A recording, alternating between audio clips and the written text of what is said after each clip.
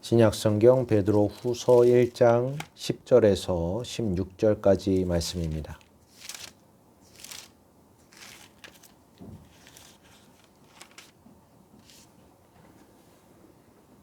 베드로후서 1장 10절에서 16절까지 말씀 한 절씩 교독해서 읽겠습니다. 제가 먼저 읽습니다. 그러므로 형제들아 더욱 힘써 너희 부르심을 굳게 하라. 너희가 이것을 행한즉 언제든지 실족하지 아니하리라.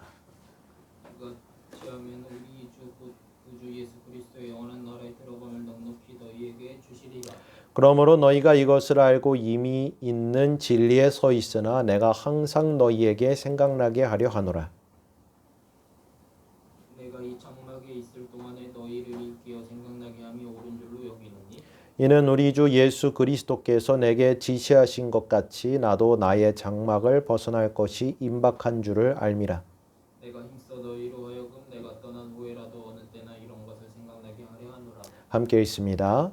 우리 주 예수 그리스도의 능력과 강림하심을 너희에게 알게 한 것이 교묘히 만든 이야기를 따른 것이 아니요 우리는 그의 크신 위엄을 친히 본 자라. 아멘. 7월 첫째 주일은 맥주 감사 주일로 지키게 됩니다. 우리가 잘 알다시피 이 맥주절은 유대인의 3대 절기인 유월절, 칠칠절 또한 초막절 중에 하나인 칠칠절입니다. 이 맥주절을 칠칠절이라 부른 이유는 유월절이 끝난 후에 일곱째 주가 끝난 다음 날, 곧 50일째가 되는 날 곡식을 처음 거두어서 수확의 첫 단을 하나님께 드리는 절기이기 때문입니다. 또한 이 맥주절을 초실절이라고 부르는 이유는 첫 보리를 우리가 거두어서 하나님께 드리기 때문인 것입니다. 하나님께서는 출애굽기 23장 14절에서 17절 말씀 통해서 매년 이 세 절기를 반드시 지킬 것을 명령하시면서 또한 특별히 맥주절을 지키라고 말씀하셨습니다. 이 맥주란 말은 보리 맥자와 가을 추가 합쳐진 단어입니다. 보리를 거두어 드리는 계절을 의미하는 것입니다. 그러므로 이 맥주절은 보리 추수를 마치고 하나님 앞에 우리가 감사의 예배를 드리는 절기라는 사실을 꼭 기억하시길 바랍니다. 유월절은 이스라엘 백성들이 애굽 노예 생활에서 해방된 것을 기념하면서 지키는 절기고, 초막절은 이스라엘 백성들이 집도 없이 광야에서 텐트를 치고 지냈던 시절을 기념하는 절기입니다. 또한 이 맥주절은 오순절, 성령 강림절로서 우리가 지키는 귀하고 복된 절기라는 사실입니다. 이 3차 절기가 우리가 꼭 기억해야 되는 것은 감사의 의미를 담고 있기 때문입니다. 이스라엘 백성이 애굽의 노예됨에서 해방된 것에 감사하며, 또 맥주절은 첫 보리 수확에 감사하고, 초막절은 광야 생활 가운데 불기둥, 구름기둥으로 지키신 하나님의 은혜를 기억하며 감사하는 절기라는 것입니다. 그렇기 때문에 우리가 이 감사라는 그 의미를 다시금 되돌아보면서 오늘의 본문의 말씀에 함께 또한 귀한 은혜가 있으시기를 간절히 소원합니다.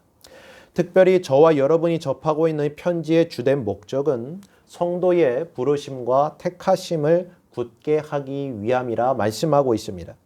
이것은 단순히 성도들이 그 의미에 대해서 돌이켜보라 권면하는 정도가 아닙니다. 우리 힘으로서는 결코 이 일이 이루어질 수 없었다는 사실을 상기시켜주고 있는 베드로 사도의 말씀입니다. 다시 말해서 이 부르심과 택하심, 저와 여러분의 부름과 또한 택함에 대한 그 모든 것이 하나님께 속하여진 것이기 때문에, 하나님께서 행하시는 일이기 때문에 우리가 감사해야 한다는 것입니다. 우리는 이것을 만든 적도 없고 또 발견한 것도 아닙니다. 우리는 얻은 것이고 또한 받은 것이라 성경은 증언하고 있습니다. 에베소서 2장 8절에 사도 바울은 이렇게 증언하고 있습니다. 너희는 그 은혜에 의하여 믿음으로 말미암아 구원을 받았으니 이것은 너희에게서 난 것이 아니요 하나님의 선물이라 말씀합니다. 또한 로마서 8장 29절에 하나님이 미리 아신 자들을 또한 그 아들의 형상을 본받게 하기 위하여 미리 정하셨으니 이는 그로 많은 형제 중에 맏아들이 되게 하려 하심이라 말씀하고 있습니다. 그렇습니다. 하나님의 영광스러운 능력이 저와 여러분에게 주어졌습니다. 하나님만이 우리에게 이러한 생명의 선물을 주실 수가 있다는 것입니다. 사도 바울은 우리가 모두 허물과 죄로 죽었었던 자들이라 말씀합니다. 그런데 하나님께서 우리를 살리셨습니다. 여러분이 잘 아시다시피 죽은 자는 스스로 다시 새로운 생명을 얻을 수가 없습니다. 또한 마찬가지로 그 어떤 사람도 생명을 줄 수도 없습니다. 우리는 우리 자신을 결코 살릴 수가 없다는 것입니다. 그런즉 우리에게 주어진 이 생명의 구원은 오직 하나님의 은혜로 말미암은 선물이라 성경은 증언하고 있는 것입니다. 사도 베드로는 우리 성도들이 자신의 이러한 택하심을 또한 그 부르심을 스스로 굳게 하라 권면하고 있는 것이 아닙니다. 부르시는 이도 하나님이시며 택하시는 이도 하나님이시라는 사실을 상기시켜주고 있습니다. 우리는 이러한 놀라운 기적 가운데 거하는 자들이란 것입니다. 그래서 우리는 감사하지 않을 수가 없는 존재들이란 것입니다. 찬양하지 않을 수가 없는 존재들이며 그것을 모두 우리는 신앙으로서 고백하는 존재들이란 사실을 상기시켜주고 있는 것입니다. 우리 자신이 성도이며 또 그 성도의 삶을 영위하고 있음을 살아가고 있음을 믿는 모든 사람들은 이와 같이 내가 나 된 것은 하나님의 은혜로 말미암은 것이라는 사실을 인정하며 고백하게 됩니다. 다시 말해 우리는 이 복된 진리를 통해서 우리에게 이루어진 일들, 그 구원과 큰 약속이 이루어졌다는 그 사실을 끊임없이 확정받는 일로에 그 자리 가운데로 나아가는 것이 우리가 필요하다. 사도 베드로는 지금 성도들에게 권면하고 있는 것입니다. 요한일서 5장 11절 13절 말씀 보면 사도 요한도 같은 동일한 권면을 주고 있습니다. 또 증거는 이것이니 하나님이 우리에게 영생을 주신 것과 이 생명이 그의 아들 안에 있는 그것이니라. 아들이 있는 자에게는 생명이 있고 하나님의 아들이 없는 자에게는 생명이 없느니라. 내가 하나님의 아들의 이름을 믿는 너희에게 이것을 쓰는 것은 너희로 하여금 너희에게 생명, 영생이 있음을 알게 하려 함이라. 아멘. 사랑하는 성도 여러분, 우리가 확신과 또한 굳건한 믿음 가운데 거해야 하는 진리가 바로 여기에 있습니다. 구원에 대한 확신이 우리에게 끊임없이 주어져야 한다는 것입니다. 왜 그래야만 합니까? 무엇보다 중요한 것은 하나님께서 그렇게 하셨기 때문입니다. 그것을 제시하셨기 때문입니다. 제가 지금 여러분에게 전하고 있는 이 말씀은 스스로 고안하거나 생각해서 만들어낸 것이 아닙니다. 사도 베드로의 말을 빌리면 교묘하게 만들어낸 이야기도 아닙니다. 그렇습니다. 저는 그저 하나님께서 나타내시고 보여주시는 것을 전달하는 그러한 전달자일 뿐입니다. 하나님께서 무엇을 말씀하셨습니까? 사도 바울이 디모데전서 1장 15절에 증언한 바와 같이 믿보다 모든 사람이 받을 만한 이 말이여 그리스도 예수께서 죄인을 구원하시려고 세상에 임하셨다 하였도다 말씀하고 있습니다. 그렇습니다. 이것이 우리에게 주어진 진리이자 복음입니다.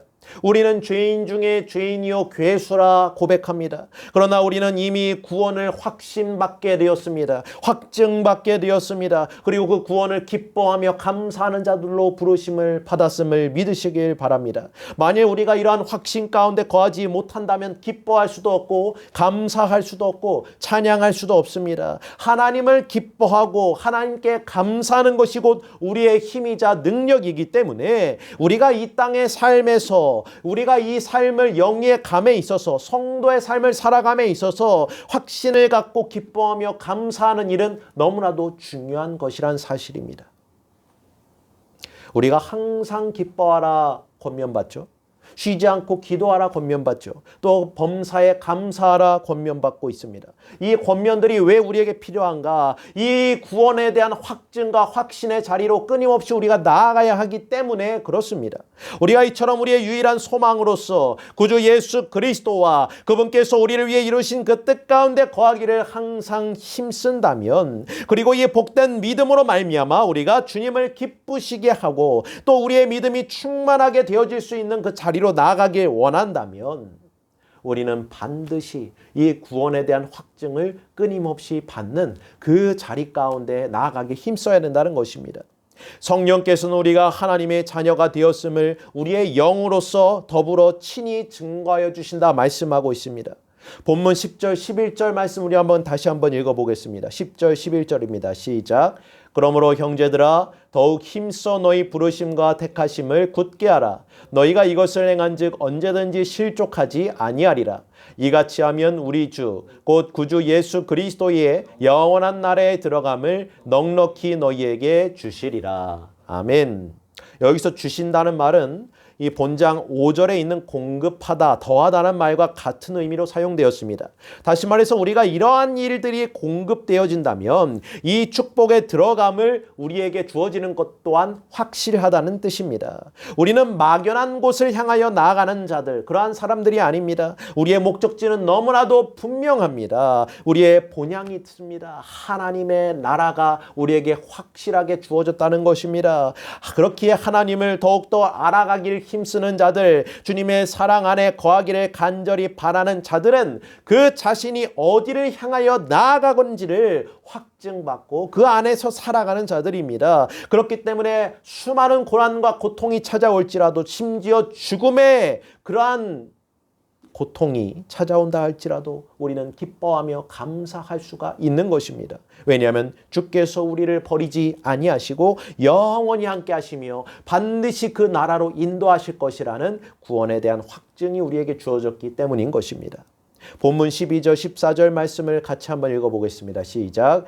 그러므로 너희가 이것을 알고 이미 있는 진리에 서 있으나 내가 항상 너희에게 생각나게 하려 하노라. 내가 이 장막에 있을 동안에 너희를 일깨워 생각나게 함이 옳은 줄로 여기노니 이는 우리 주 예수 그리스도께서 내게 지시하신 것 같이 나도 나의 장막을 벗어날 것이 임박한 줄을 알미라. 아멘. 그렇습니다. 사도 베드로는 우리 성도의 삶의 본질에 대해서 강조합니다. 우리 모두가 이 세상 가운데 살아가고 있습니다. 우리의 육체는 우리가 잠시 거주할 집이나 장막에 불과하다는 것입니다. 사도 요한도 우리 구주 예수 그리스도께서 강림하셔서 우리와 함께 잠시 거주하셨다 증언하였습니다. 그렇습니다. 이곳은 우리의 영원한 거주지가 아니라는 것입니다. 우리는 이 땅의 체류자에 불과합니다. 잠시 머물고 있을 뿐만 아니라 우리는 부르심을 받고 보내심을 받았다는 것입니다. 하나님께서 우리를 보내셨습니다. 그리고 우리는 다시금 하나님께로 돌아가는 자리 가운데 있습니다.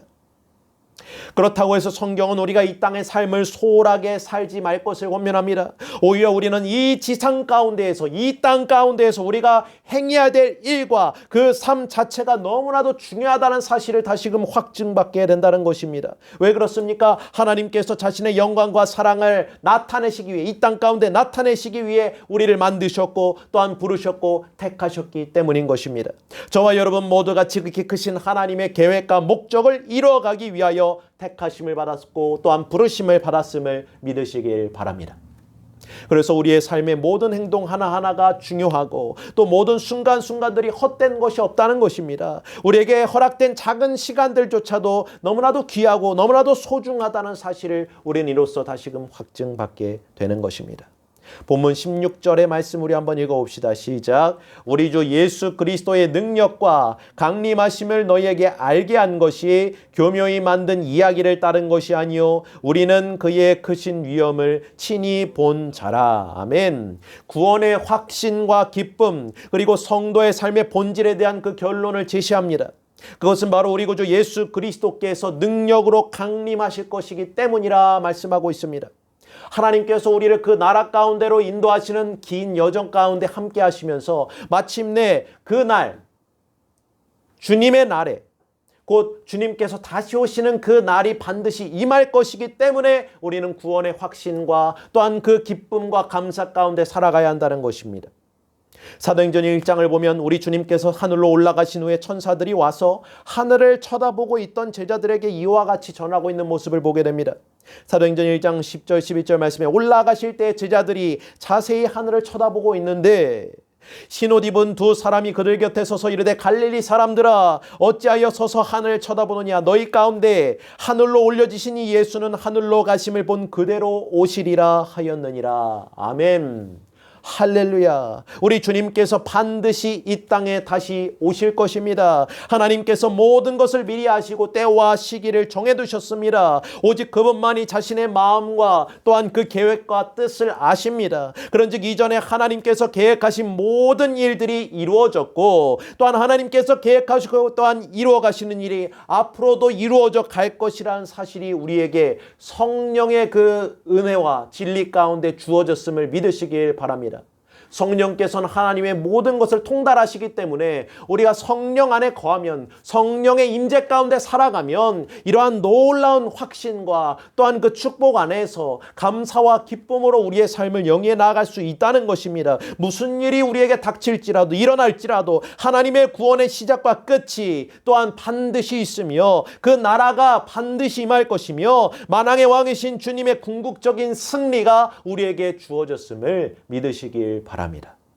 택하심과 부르심을 받은 우리는 스스로 기만당하고 또 낙심하며 소망을 잃게 될 그러한 자리 가운데 처해질 수도 있습니다. 우리의 연약함, 우리의 죄성 때문에 그러할 수 있습니다. 하지만 주님께서는 이마저도 완벽하게 대비해 놓으셨습니다. 우리에게 어떤 시기에 마치 하나님이 우리를 포기하신 것처럼, 복음이 또한 패배한 것처럼 보일 때가 있을지 몰라도 그것은 결코 그러할 수가 없다는 사실을 우리는 다시금 확증받게 된다는 것입니다. 이 사도 베드로와 수많은 믿음의 선진들이 전하는 동일한 그 메시지는 반드시 예수께서 승리로 다스리실 것이라는 사실을 확증하여 주고 있습니다. 하나님의 복음은 결코 실패할 수가 없다는 것입니다. 디모데후서 2장 8절 11절에 사도 베드로 이렇게 증언합니다. 내가 전한 복음대로 다윗의 씨로 죽은 자 가운데서 다시 살아나신 예수 그리스도를 기억하라. 복음으로 말미암아 내가 죄인과 같이 매이는 데까지 고난을 받았으나 하나님의 말씀은 매이지 아니하니라. 그러므로 내가 택함 받은 자들 위하여 모든 것을 참음은 그들도 그리스도 예수 안에 있는 구원을 영원한 영광과 함께 받게 하려 함이니라. 아멘. 사랑하는 성도 여러분, 우리가 이 모든 사실, 이 진리로부터 얻게 되는 결론은 무엇입니까? 우리가 처한 현재의 세상과 상황이 어떠합니까? 사랑하는 성도 여러분, 우리는 이것을 결코 이상히 여기거나 또 놀랍게 여길 필요가 없다는 사실입니다. 오히려 우리는 영광스러운 그 은혜 가운데 평강으로서 이 땅을 살아갈 수 있게 될 것을 믿으시길 바랍니다. 우리 앞에 무슨 일이 다가올지라도 우리가 구주 예수 그리스도 안에 거한다면, 그 구원의 소망과 확증 가운데 살아간다면 궁극적으로 안전과 또한 보장이 되어진다는 것입니다. 그 보호가 우리에게 주어진다는 것입니다. 자신을 만족시키려고 이러한 말을 하는 것이 아닙니다. 이러한 말 가운데 거하는 것이 자기 만족으로 거하는 것이 아닙니다. 복된 진리가 우리로 하여금 그와 같이 행할 수 있도록 격려하고 또 행해 나아갈 힘과 능력을 성령 안에서 공급하여 주실 것이라는 사실입니다.